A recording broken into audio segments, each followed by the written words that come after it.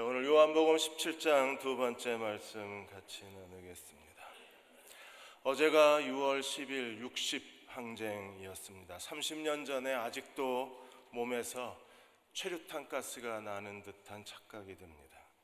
서울대 국문학과 박민호 교수께서 지난 10월에 광화문 광장에서 열렸던 촛불 집회는 30년 전 60항쟁으로부터 시작되어서 계속 이어져 온 그런 오랜 민주화의 투쟁의 역사라고 해석을 했습니다. 이제 정치혁명에서 진정한 민주화, 삶의 모든 영역에서의 민주화 운동이 일어나야만 합니다. 이번에 문재인 정부가 삶의 모든 영역에서 모든 국민이 사람답게 사는 나라, 정치혁명뿐 아니라 삶의 혁명을 이룰 수 있도록 우리가 함께 기도해야 할 것입니다. 오늘 17장에서 예수님께서 제자들을 위해서 두 가지 기도를 하셨습니다. 이제 세상을 떠나기 며칠 남지 않은 시간에 예수님은 정말 간절한 마음으로 두 가지를 기도하셨어요. 11절에 보시면 나는 세상에 더 있지 아니하오나 그들은 세상에 있사옵고, 이제 예수님은 떠납니다. 제자들만 세상에 남아 있습니다. 나는 아버지께로 가옵나니. 예수님이 제자들을 위해서 드린 기도의 두 가지가 무엇인가요? 아버지여, 내게 주신 아버지의 이름으로 그들을 보존해 주옵소서. 아버지의 이름으로 제자들을 지켜 주옵소서. 이게 첫 번째 기도입니다. 두 번째 기도는 우리와 같이 그들도 하나가 되게 해 주옵소서. 오늘 이 두 가지 기도를 우리가 함께 생각해 보고자 합니다. 먼저 6절에 19절까지 하나님이 지켜주심에 대해서 주님이 기도하셨습니다.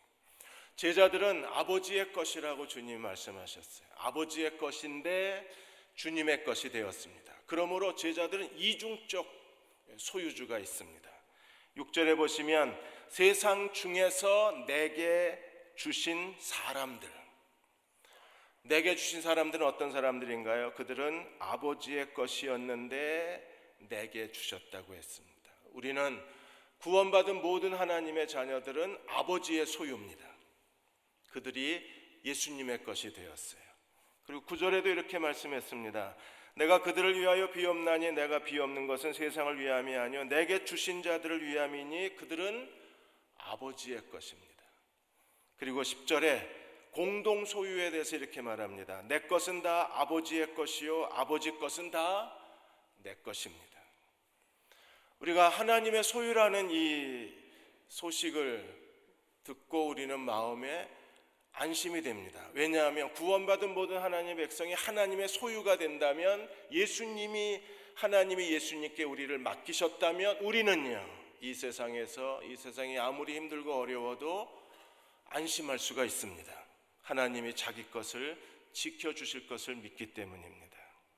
실제로 예수님은 어떻게 하셨나요? 12절에 보시면 내가 그들과 함께 있을 때 내게 주신 아버지의 이름으로 그들을 보존하고 지켰나이다.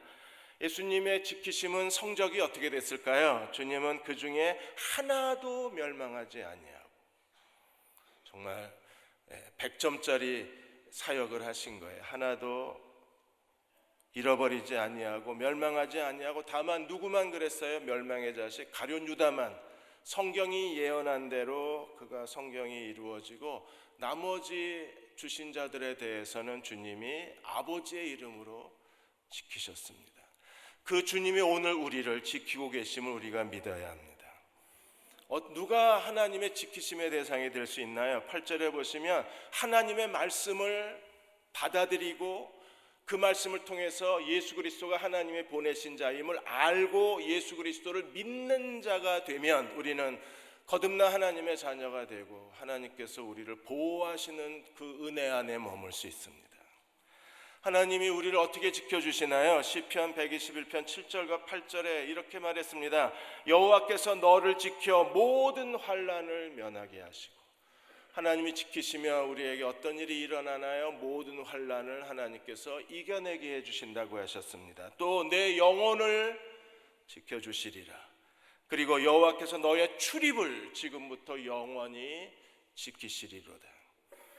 우리가 또 한 주간의 삶을 시작합니다. 그러나 하나님은 우리의 들어오고 나가는 모든 출입을 하나님이 지켜주시겠다고 약속하셨어요. 그러므로 하나님의 지켜주심을 믿고 우리는 안심해야 합니다.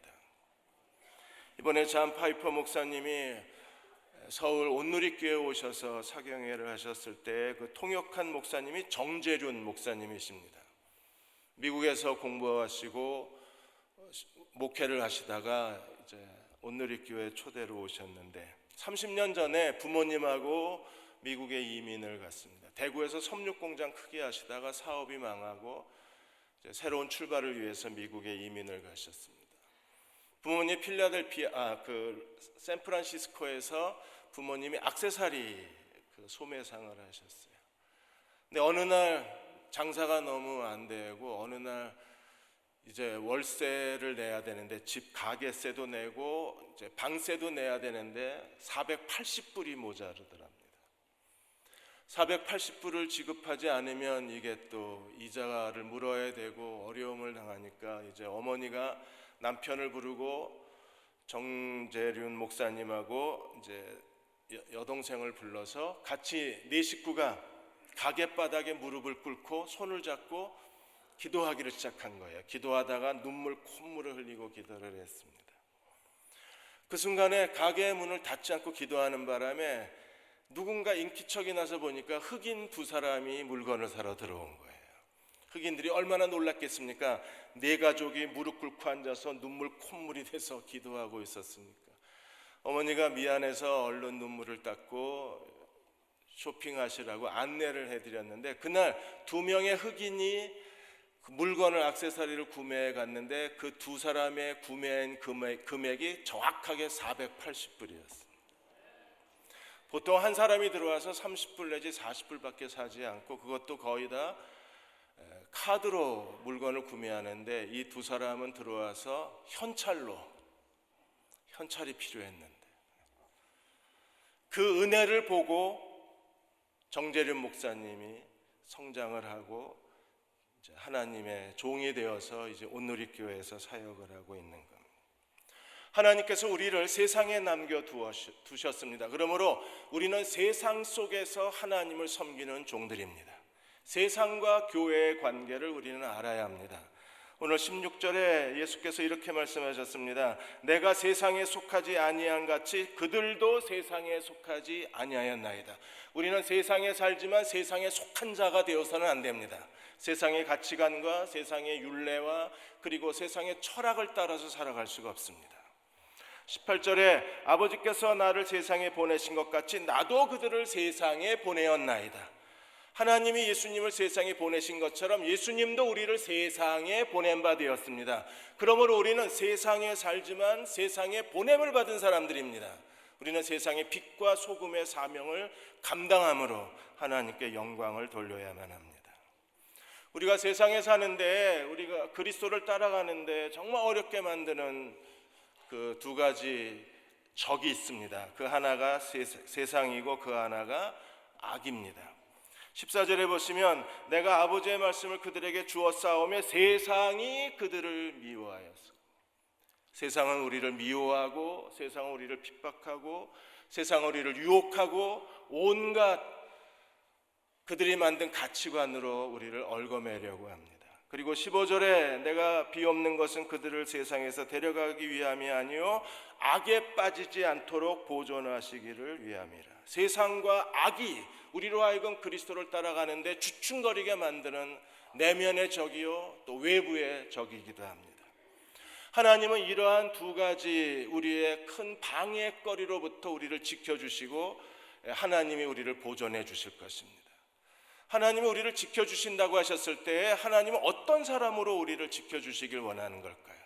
어떤 사람으로 살도록 우리를 지켜주시는 걸까요?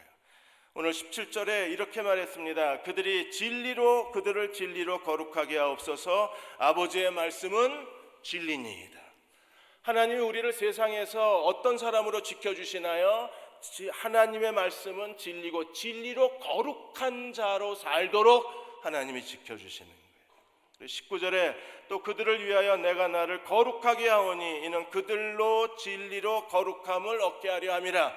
다시 한번 진리로 거룩함을 얻으라. 우리는 세상에 살지만 세상에 속한 자가 아닙니다. 우리는 세상에서 거룩한 사람으로 살아가야 합니다.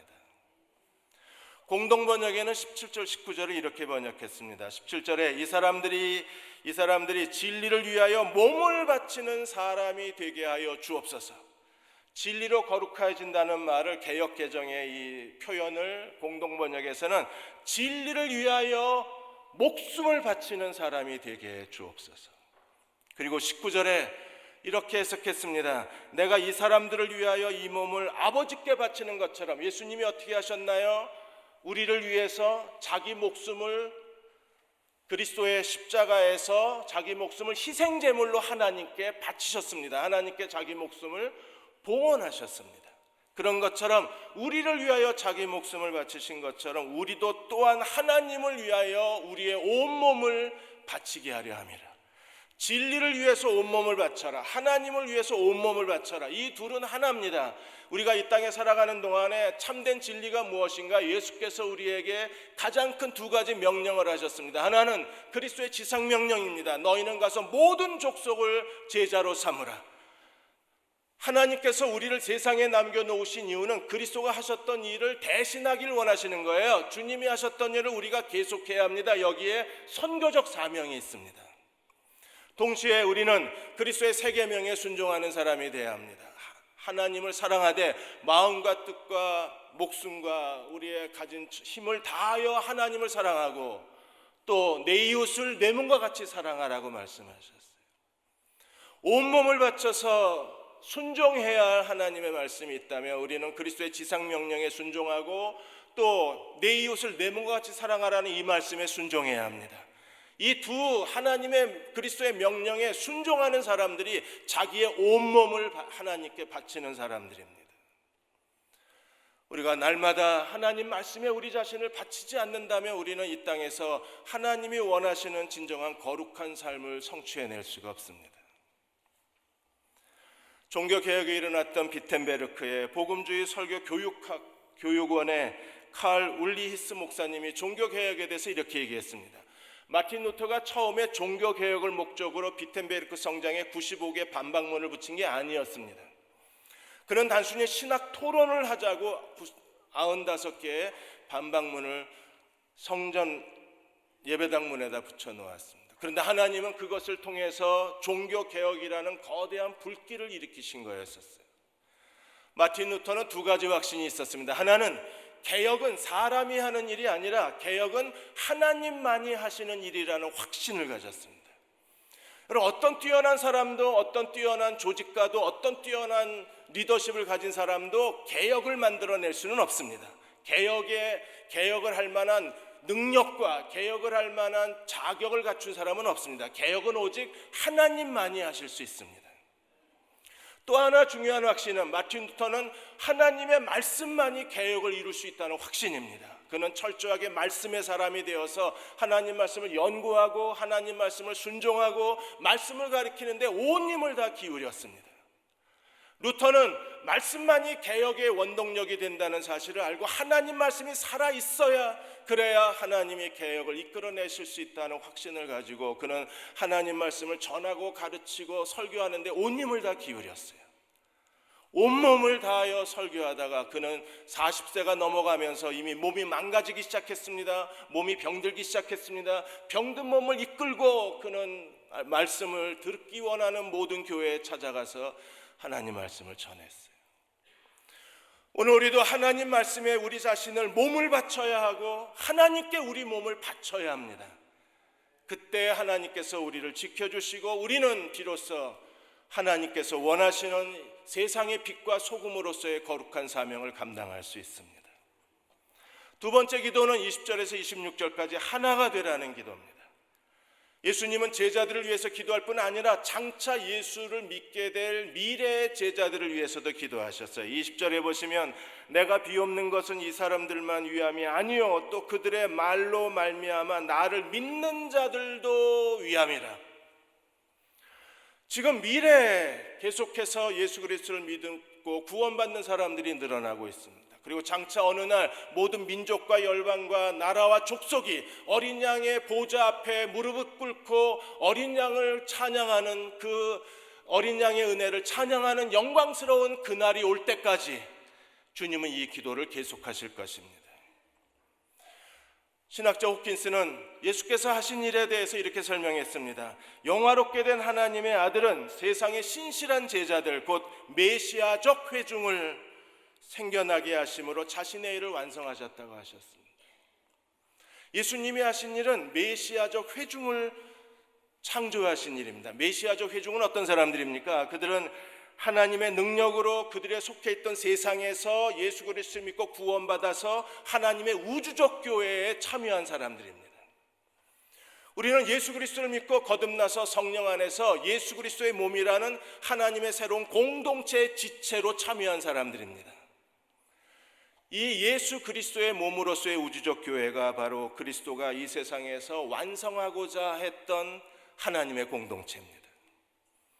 우리는 교회가 어떤 교회가 되어야 하는가에 대한 교회의 바른 이해와 지식과 성경이 원하는, 그리스도가 원하시는 참된 교회가 무엇인가를 알아야 돼요. 오늘 주님의 두 번째 기도에서 진정한 교회가 무엇인가를 우리들에게 설명해 주고 있습니다. 여러분, 진정한 교회는 어떤 교회인가요? 진정한 교회는 예수 그리스도 안에서 하나가 된 교회입니다. 교회는 하나님의 신비한 연합, 하나님의 존재 방식을 좇아서 존재 방식을 그대로 모델로 해서 이 땅에 창조된 하나님의 새로운 백성의 공동체예요. 그래서 오늘 본문에 세 가지로 이 교회의 신비를 설명을 했습니다. 먼저 21절에 아버지여, 아버지께서 내 안에 내가 아버지 안에 있는 것 같이, 아버지가 내 안에 내가 아버지 안에 있는 것 같이. 이것은 하나님과 예수님과의 가장 아름답고 신비하고 거룩한 관계입니다. 연합입니다. 그런 것처럼 그들도 다 하나가 되어 우리 안에 있게 하여. 여러분, 교회가 하나가 될 때 우리는 하나님 안에 거할 수 있습니다. 우리가 하나가 되지 못하면 어떻게 하나가 되어야 되나요? 아버지와 아들이 하나인 것처럼 우리가 하나가 되어야 우리는 아버지 안에 거할 수 있습니다. 22절에 두 번째 교회의 신비를 이렇게 설명합니다. 내게 주신 영광을 내가 그들에게 주었사오니 이는 우리가 하나 된 것 같이, 우리가 하나 된 것 같이 성부 성자 성령 하나님이 하나이신 것처럼 인간의 언어로 이 삼위일체 하나님의 연합을 설명할 수도 없고 풀이할 수도 없습니다. 그 하나님의 연합처럼 그들도 하나가 되게 하옵소서. 이게 예수님의 기도예요. 저는 예수님이 요즘 기도를 안 하시는 것처럼 느껴집니다. 왜냐하면 이 기도가 응답되는 것을 우리 주변에서 흔하게 볼 수가 없기 때문에 그렇습니다. 교회마다 정말 힘들고 지치고 어려움을 겪고 있습니다. 우리가 하나인 것처럼 저들도 하나가 되게 하옵소서. 주님의 기도는 아직도 응답이 되지 않았습니다. 교회의 세 번째 얼굴은 23절입니다. 내가 그들 안에 있고 아버지께서 내 안에 계셔. 여러분, 내가 그들 안에 있고, 예수님이 어디에 계세요? 예수님 우리 안에 있습니다.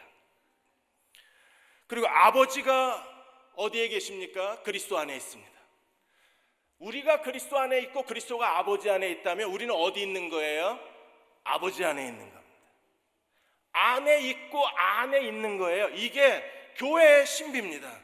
세상 사람들이 교회를 비웃고 세상 사람들이 교회에 대하여 차가운 시선으로 쳐다보고 교회를 사람들이 무시할지 모릅니다. 그러나 우리는 교회를 그렇게 생각할 수 없습니다. 왜냐하면 하나님이 가장 신비한 방법으로 하나님의 존재 방식으로 가장 거룩하게 창조하신 게 예수 그리스도의 몸으로서의 하나님의 교회이기 때문입니다. 내가 그들 안에 있고 주님이 우리 안에 계신가요? 또 주님의 아버지 안에 있음을 믿으십니까? 그렇다면 교회는 어디 있어요? 아버지 안에 있는 거예요. 아버지께서 내 안에 계시어 그들로 온전함을 이루어 하나가 되게 하려.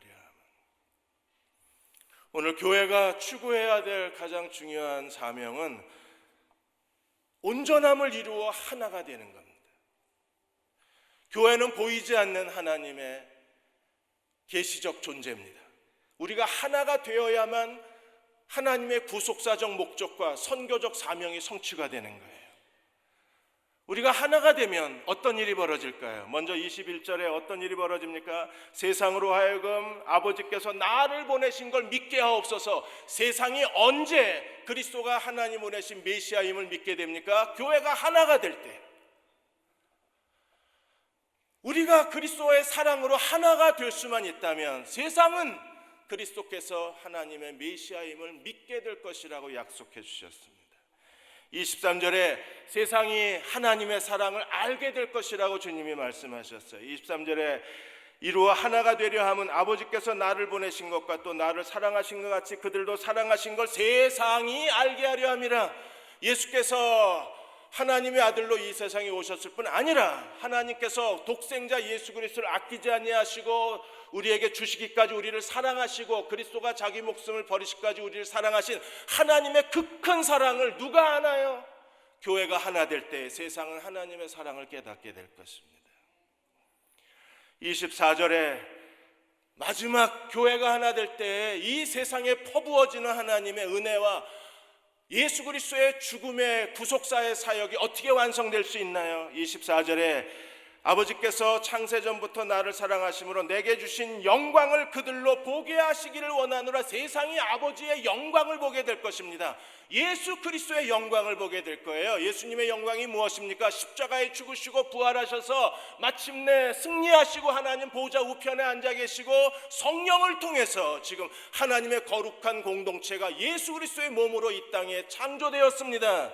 이 하나님의 영광을 세상이 보게 될 거라 그랬습니다. 지난 2015년에 2월에 IS 대원들이 이집트 콥트 교인 21명을 참수했던 사건이 있었습니다. 그런데 이번에 마이클 브라운 박사가 빌리 그레함 전도협회에 핍박받는 그리스도인을 위한 국제회의에서 이집트 콥트 교회 지도자를 만나서 그 21명의 참수 순교당한 사람 중에 한 사람은 이집트 콥트 교인이 아니라는 이야기를 들었습니다. 그래서 사진을 보니까 20명은 전부 이집트 사람인데 한 명은 아프리카 차드 흑인이었어요. 이 사람이 콥트 교인하고 같이 끌려다니는 동안에 그들의 삶에 깊은 감동을 받았습니다. 아프리카 차드 남자가. 그래서 마지막 질문을 하고 참수를 하는데 너희가 예수를 부인하면 살고 예수를 시인하면 죽이겠다는 IS 대원들의 협박에도 불구하고 이집트 콥트 교인들은 기쁨으로 그들은 믿음을 고백하고 순교를 당했습니다. 그런데 이 아프리카 남자는 기독교인이 아닙니다. 무슬림입니다. 그런데 이 남자에게 IS 대원이 물었습니다. 그러자 이 아프리카 남자가 이렇게 대답합니다. 그들의 하나님이 나의 하나님이고 그들의 예수가 나의 예수라고. 불과 며칠 동안에 이 콥트교 교인들하고 같이 다니면서 그들의 삶에 깊이 감동이 된 거예요. 여러분, 성경 공부 참여한 게 아닙니다. 부흥회 간 게 아닙니다. 그들의 삶을 보고 그가 스스로 깨달았습니다. 무엇을요? 예수께서 하나님이 보내신 메시아라는 사실을 알고 하나님이 어떻게 우리를 사랑하셨는가를 그들을 통해서 깨달은 거예요. 그는 그리스도인이 아니라고 대답만 하면 다시 가족으로 돌아가서 자기의 미래를 살 수 있었습니다. 그러나 그 사람들의 감동으로 말미암아 깨닫게 된 그리스도를 버릴 수가 없었어요. 그는 그들의 예수가 나의 예수라고 고백하고 기꺼이 순교의 자리로 나아갔습니다. 세상에 직접적으로 만나는 건 교회입니다. 교회는 하나님의 사랑을 세상에 보여주어야 할 계시의 수단입니다. 교회는 하나님이 어떻게 우리를 구원하기 원하시는지 예수 그리스도가 누구이신가를 세상에 증거할 수 있는 증거의 공동체여야만 합니다. 그러나 오늘의 교회는 어떤가요? 여러분, 전 세계적으로 지금 기독교 개신교의 교파가 몇 개나 되는 줄 알고 계십니까? 개신교 교단이 무려 22,000개가 넘습니다. 갈라지고 또 갈라지고 지금도 갈라지고 있습니다. 브루스 밀런 신학자는 이렇게 말했습니다. 복음 전도는 행사가 아니고 기술이 아니고 프로그램이 아니고 복음 전도는 교회 공동체 그 자체라 그랬습니다. 우리는 효과적인 전도를 하기 위해서 많은 노력을 기울입니다. 복음을 땅끝까지 증거하기 위해서 우리는 온 힘을 다합니다. 그러나 전도와 선교를 가로막는 가장 큰 장애물은 낡은 전도 방식이나 그리고 개선되지 않는 예배 스타일에 있는 것이 아니라 결국에 하나 되지 못한 교회의 일그러진 얼굴에 있다 그랬습니다. 교회는 더 이상 그리스도 안에서 하나가 되지 못합니다. 우리 공동체 안에 비판이 있고 그리고 비난이 있고 시기와 험담과 용서하지 못하는 마음이 있습니다. 마음에 서로에 대한 쓴뿌리가 남아 있습니다. 다른 사람을 인정하지 않습니다. 다른 사람을 무시합니다. 이기적이고 탐욕적입니다. 교만과 위선에 빠져 있습니다. 이런 교회는 복음의 능력을 이미 상실했기 때문에 아무리 건물을 꾸미고 그리고 최고의 프로그램을 가져오고 많은 돈을 들여서 행사를 계획한다고 할지라도 그 교회를 통해서 하나님이 누구이신가를 세상이 깨달을 수는 없다 그랬습니다. 우리는 목숨을 다해서 진리에 자기 자신을 드리는 것처럼 우리가 자신의 온몸을 바쳐서 하나님만을 위해서 사는 것처럼 우리는 교회의 하나됨을 지키기 위해서 우리 자신을 하나님께 드릴 수 있어야 합니다. 그렇게 될 때 세상은 그리스도가 누구이신가를 알게 될 거예요. 그러나 지금 교회는 더 이상 이 하나님의 지식의 계시의 수단이 되지 못합니다. 지식의 장치가 고장이 나버린 거예요. 교회가 고장이 나버리니까 세상 사람들은 아무렇게나 그리스도를 생각하고 세상의 온갖 세속적 이데올로기가 마치 그게 진리인 것처럼 사람들을 미혹하고 사람들은 그 진리를 추종하게 되는 거예요. 그래도 한국 신학의 지성이라고 일컬어지는 장신대에서 이번에 신학 춘추에서 동성애를 신학적 논증도 없이 기사를 실었습니다. 심지어 무당 기사까지 실었습니다. 물론 기독교가 모든 종교를 다 알아야 합니다. 그러나 그냥 지적인 어떤 평가로 인해서 신학적 논리로 실어진 게 아니라 그냥 흥미 위주로 실었다는 게 문제가 되는 거예요. 스님이 산상수훈이라는 장편 독립영화를 제작하셔서 이번에 영화제에 출품을 하셨습니다. 스님이 부제가 뭔지 압니까? 선악과의 비밀입니다. 그분이 선악과의 비밀을 해석하면 어떻게 해석할까요?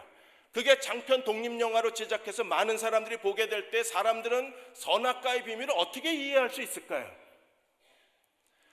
교회가 하나 되지 못하고 깨지고 갈라지고 부서지자 어떤 일이 벌어졌습니까? 더 이상 세상은 하나님이 누구이신가를 알지 못하고 하나님의 사랑도 깨닫지를 못하는 거예요. 우리가 하나가 되면 어떤 일이 일어날까요? 25절에 의로우신 아버지여 세상의 아버지를 알지 못하여도 나는 아버지를 알았습니다. 그들도 아버지께서 나를 보내신 줄을 알았나이다. 26절을 내가 아버지의 이름을 그들에게 알게 하였고 또 알게 하리니 이는 나를 사랑하신 사랑이 그들 안에 있고 나도 그들 안에 있게 하려 함이니이다. 세상이 알게 될 거예요. 그리고 우리도 알게 됩니다. 우리가 뭘 알게 되나요? 하나님의 사랑이 우리 안에 있고 그리스도가 우리 안에 계심을 알게 될 것입니다. 여러분, 이보다 더 중요한 신앙의 영성이 있나요? 그분의 사랑이 내 안에 있고 그걸 알고 살고 그리고 그리스도가 내 안에 계심을 알고 산다면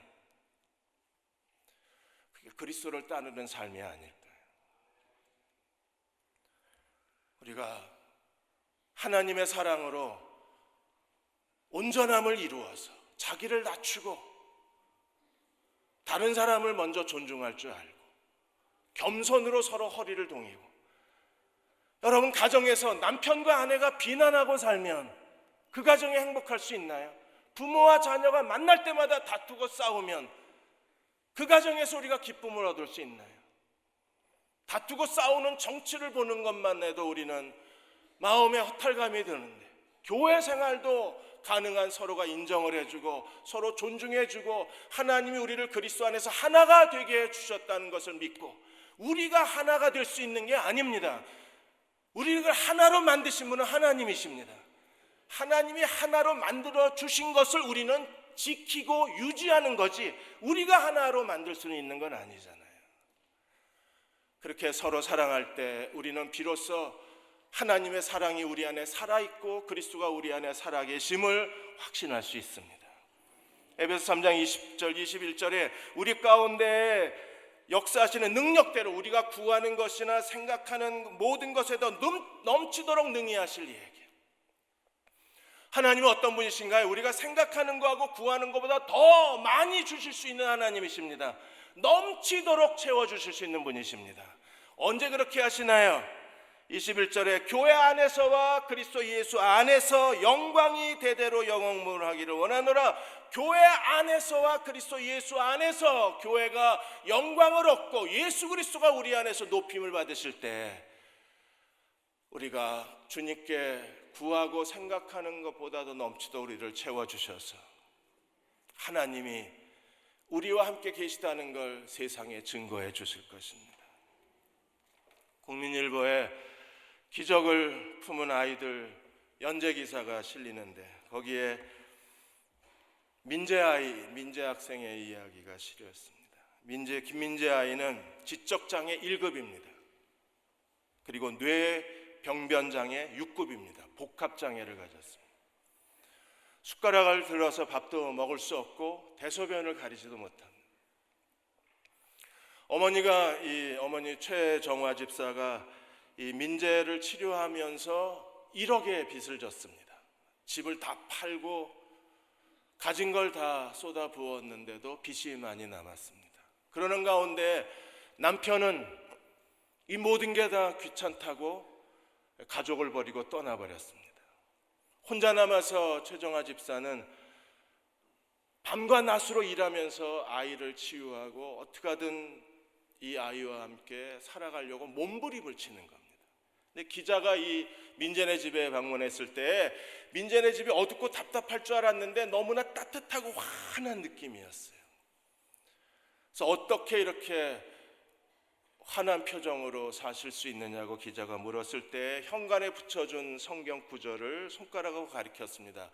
그 종이에는 마가복음 21장 22절이 쓰여져 있었어요. 너희가 기도할 때 무엇이든지 믿고 구한 것은 다 받으리라. 너희가 기도할 때 무엇이든지 믿고 구한 것은 다 받으리라. 누가 이 약속을 얻을 수 있나요? 민재와 어머니는 정말 겸손한 사람들입니다. 착한 마음을 가졌습니다. 그들은 오직 겸손한 마음으로 주님을 의지할 뿐입니다.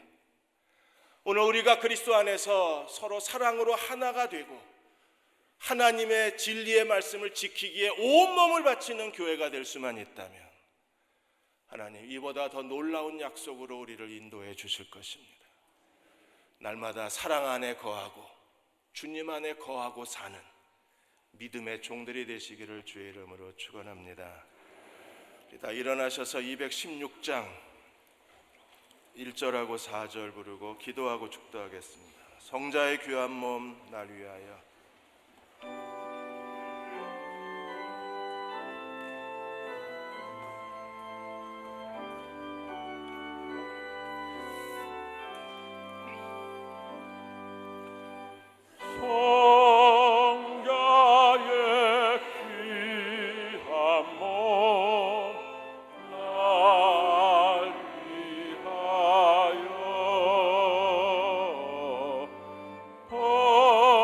버리시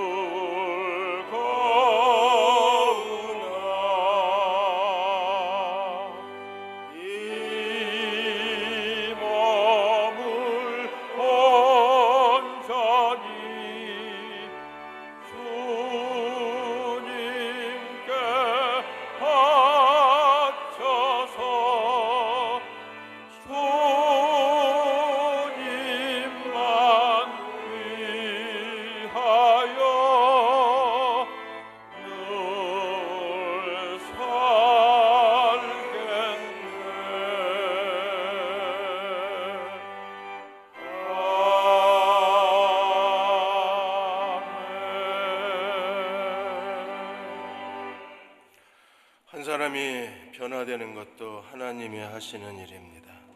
우리 가정이 변화되고 부흥을 경험하는 것도 하나님만이 하실 수 있습니다. 교회가 변화되고 개혁되고 거듭날 수 있는 것도 하나님만이 하시는 일입니다. 대한민국은 하나님의 긍휼을 얻어서 이제 새로운 변화가 시작이 됐습니다. 이 변화가 더 큰 변화로 이어져 갈 수 있도록 우리는 하나님의 긍휼하심을 구해야 합니다. 하나님, 우리를 거룩하게 하여 주옵소서. 우리를 하나 되게 하여 주옵소서. 우리가 하나가 되어 아버지 안에 있는 교회가 되게 해주시기 원합니다. 우리 가정이 하나가 되어 아버지 안에 있는 가정이 되게 하여 주옵소서.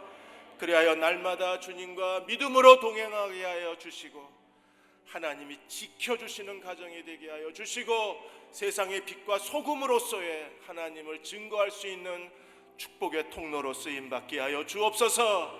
우리를 하나 되게 하여 주옵소서. 우리를 온전하게 하여 주옵소서. 예수 그리스도의 몸이 우리 안에 이루어지게 하여 주옵소서. 우리 다같이 간절히 통성으로 기도하겠습니다. 아버지 하나님, 주님만이 우리를 변화시켜 주실 수 있습니다. 하나님만이 우리의 개혁을 이루어 주실 수 있습니다. 우리는 아무것도 할 수가 없습니다. 오 주님,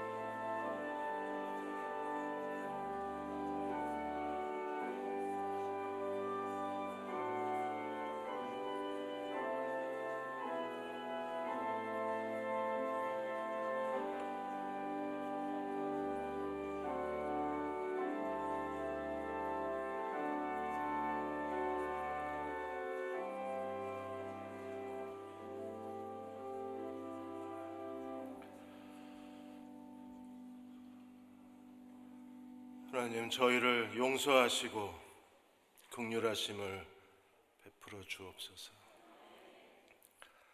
저희들 가정에 더 이상 다툼이나 서로에 대한 비난이 없게 해주시고 사랑과 서로에 대한 존중심만이 가득한 우리 가정이 되게 하여 주셔서 하나님 안에 거하게 해주시고 대흥교회와 한국교회가 지금의 이 모순과 지금의 이 잘못됨을 그리스도의 십자가로 벗어버리게 해주시고 성령으로 새롭게 되게 해주셔서 교회가 하나가 되어 아버지 안에 거하는 놀라운 변화가 대한민국 땅에 일어나게 해주시고 대흥교회도 그 무리에 합류하게 하여 주옵소서. 우리는 변화되고 싶습니다. 우리 힘으로 아무것도 할 수 없음을 주님이 아십니다. 내 남편도 변화시킬 수 없고 아들, 딸들 그렇게 사랑하는데 아무것도 해줄 수가 없습니다. 하나님만이 변화를 주실 수 있고 삶을 개혁할 수 있고 새로운 전환점을 이룰 수 있는 분은 하나님밖에 없습니다. 하나님, 대한민국 땅에 거대한 전환점을 이루신 하나님, 교회에도 전환점을 이루어 주시고 우리 가정과 그리고 우리 한 사람 한 사람의 인생 속에서 하나님의 은혜로 말미암아 삶이 변화되게 하여 주옵소서. 지금 우리를 죄에서 구원하신 우리 주 예수 그리스도의 은혜와 하나님 아버지의 그 크신 사랑하심과 성령의 위로하시고 도우신 은혜가 함께 주일 예배 드리고 집으로 돌아가는 모든 교우와 사랑하는 가정과 아들, 딸들과 이 땅에 있는 모든 교회와 이민족과 젊은이들 위해 지금부터 영원히 함께 하시기를 간절히 축원하옵나이다. 아멘.